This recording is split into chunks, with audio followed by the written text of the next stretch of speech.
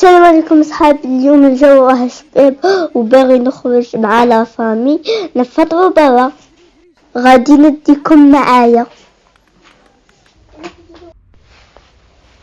اليوم غادي نقول لكم صوالح علمتهم لي ماما.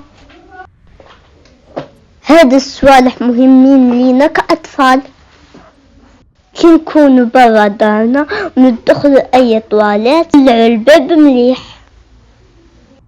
لو كان اي واحد غريب يقول لي روح معايا ما نروحش معاه، وإلا بغى يحكمني ويديني معاه نهرب ونسقي، نروح وين يكونوا الناس وما نروحش لبلاصة خاوية، وما نباتش في بلاصة بلا ماما. حتى لو كان يكون فيها أطفال نبغيهم. نبات مع ماما في مكان واحد، ما كانش سر بيني وبين ماما.